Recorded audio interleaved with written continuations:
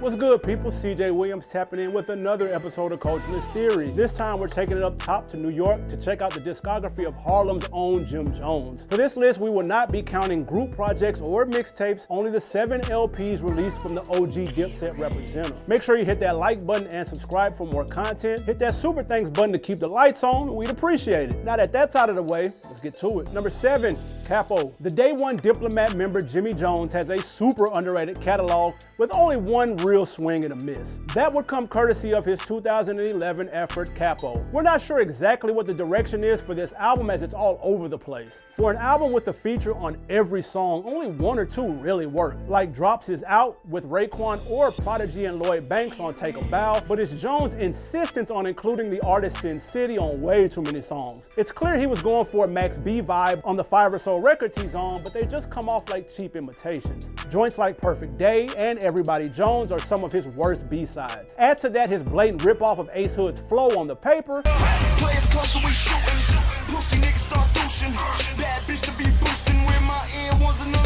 and you have a complete mess of an album. If given truth serum, Jones would agree with us. This one ain't it. Number 6, Pray for Rain. After a pretty successful indie run, Jones decided to try his hand at a major label release with his 4th album, Pray for Rain. We all know there's pros to dealing with a major record label like Columbia. You get a budget to help market and promote, as well as a dedicated creative team for the rollout. Those things worked in Jimmy's favor as the lead single, Pop Champagne, was a hit that lived on 106 & Park and received consistent club and radio play. Now, whether that song, and more specifically Ron Brow's auto-tune hook, has aged well is a different story. In terms of marketing, Jim created a stage play called Hip Hop Monologues Inside the Life and Mind of Jim Jones that was a musical theatrical experience in which the album, originally titled Back to Back, would serve as the backdrop to the story. That's kind of dope, right? Well, as soon as you hit play on the album, you notice the cons on being on a major. There are more than enough commercial records on here, most of which fall flat. Blow the Bank, Girlfriend, and Na Na Na Na Na are clear attempts at radio records to recoup that play budget. Like with most of Jones' projects, there are good records to be found like Let It Out, Pulling Me Back, the Stack Bundles tribute My,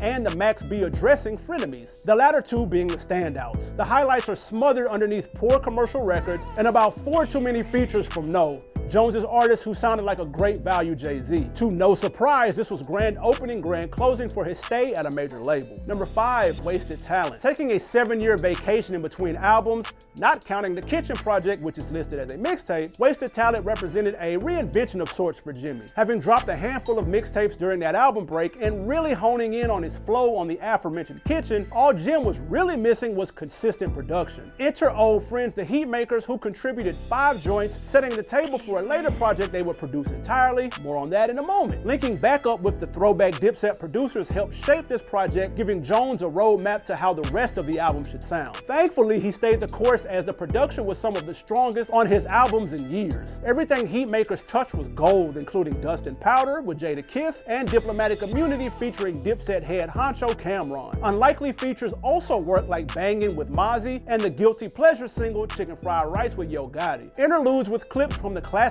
film Bronx Tale successfully fit the tone without feeling like a distraction. Slice the track list down to a slim 12 or 13 and we'd be talking about a top 3 project. If you were one of the many who slept on this, we understand. Wasted Talent's drop was overshadowed by the debut album from Cardi B, which was released the week before, effectively eating up the New York hip-hop spotlight for the rest of the year. At the end of the day, Jones made a strong case for Slept-On Album of the Year in 2018. Revisit it if it's been a minute. Thank me later. Number 4, On My Way to Church. Speaking of sleepers, every good discography has one, and for Jimmy, it's his 2004 debut, On My Way to Church. While it didn't burn up the charts, selling only 44,000 units the first week, and Jones was still a relative novice behind the mic, there's a certain charm about his first solo outing. While other members of Dipset, Cam and Juelz, had solo deals with powerhouse labels Def Jam, Jim had to settle for an independent release through Koch. Jones also had to tap producers like Chad Hamilton, Blackout Music, and Shotty for beats, where Cam had Just Blaze on speed dial, and Santana's debut was laced by the Heatmakers. Playing the underdog role to a T, the result would be one of the more slept-on debuts of the early 2000s. Bangers like Only One Way Up, This Is Jim Jones, and End of the Road showed what Jim could do when given the opportunity. The latter 2 records were courtesy of in-house Diplomat producers Heatmakers Records, contributing 3 records total to Capo. Showing support for their teammate Cameron and Juelz appear on 5 and 4 songs respectively, which is okay because coming off the double album the year prior, the trio were on fire. While the features helped, they aren't the lone reason the album works. Solo records like Lovely Days, Memory Lane, and Shotgun Fire were good enough for multiple playbacks, but let's be clear, the featured records were definitely the standouts. Crunk Music, This Is Gangster, those still slap today. The main reason for its placement on this list is Jones's lyrical ability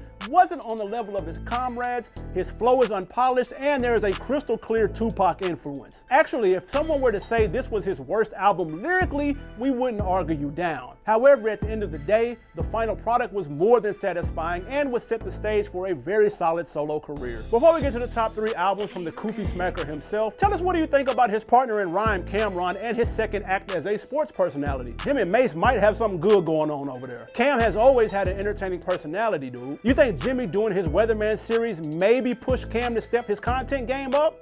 Maybe, maybe not, probably. Let us know in the comments if you tapped in though. Okay, back to the list. Number 3, El Capo. Thinking back to the Diplomat's heyday in the early 2000s, had you told us that in the year 2019, Jim Jones would be the member putting out the best music, we would have had to call bullshit. Not that he wasn't good, but Cam was, well, Cam, and Juelz was positioned to be the next young dude in the rap game right there next to Lil Wayne. Well, fast forward a few decades and Killer was failing to recreate past magic with his Purple Haze sequel, and Juelz was behind bars after a loaded gun was found in his carry-on luggage at the airport. Musically, Santana hadn't dropped an album in 15 years, now more known for his appearances on the reality show Love and Hip Hop. Meanwhile, the underdog Jim Jones drops a banger of an album in El Capo, produced entirely by Heatmakers. That in itself is music to our ears, as they haven't lost a step, evolving their usual sped up soul sample sound to a more modern vibe. Make no mistake, there is still some chipmunk soul sprinkled in, but they don't lean on it as heavily as they used to. Bangers include Make No Issues of It, NYC with Fat Joe, Good Die Young, and Pity in the Summer featuring Cam and Fred the Godson. Salute to Fred for pushing the apricot foreign rocking Travis Scott Jordans. Rest in peace to him, man, he was dope. Not one to skip on features, there are plenty on here, but for the most part, they work and don't take you away from the experience. At this point in his career, Jim is a certified rap veteran. He doesn't have anything to prove by dropping an album with no features and 3 solo 16s on a song. There's no need. Plus, he's capable of holding his own as evident by solo bangers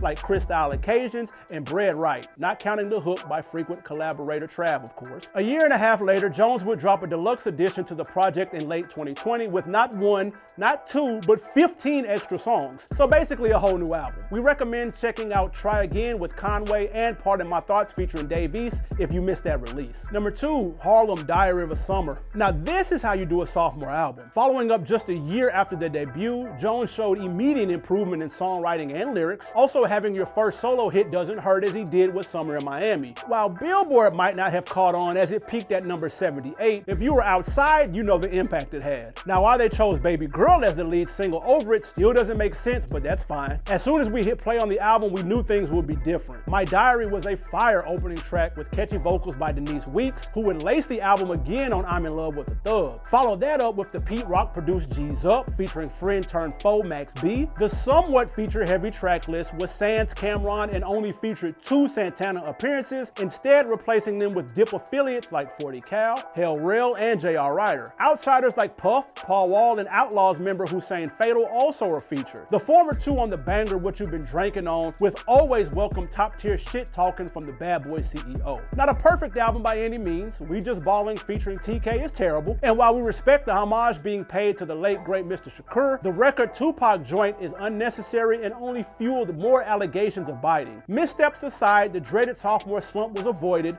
giving confidence Jimmy was on the right track as a legitimate solo act. Number 1, Hustler's Pomey, or Poem. Still not 100% sure if that's pronounced how it's spelled out or was it a flip on Poem, but if you're a Jim Jones fan, this should come to no surprise that his 3rd album is hands down his best work. He was able to tighten his flow up, successfully forming an identity on wax. He wisely leaned heavily on his new BFF, Max B, as the Harlem crooner went 6 for 6 on this album. One joint he's not credited on, but is rumored to have written, is Jones's biggest record to date, We Fly High, better known as Ballin'. You couldn't go anywhere in 06-07 without hearing that damn song. Listening to the melodic nature of the hook, it's not a stretch to believe Bigavelli had at least something to do with it. Regardless, with or without Max, this was the album where it all came together for Capo. Weatherman with Wayne and Stack Bundles, rest in peace to Stack, Rappin' Time and Poor Wax with Hell Rail all knocked, but it was the Jewels featured Emotionless that had everyone's repeat button broke. That's a top 5 Jim Jones song, easy, with Don't Push Me Away featuring Rockefeller single Rail right on its heels. Shout out to producer Mercury for lacing the soulful ode to Jones's old lady, making the best of his one production credit on the album. Commercially, the album would be a success, securing Jones a top 10 debut,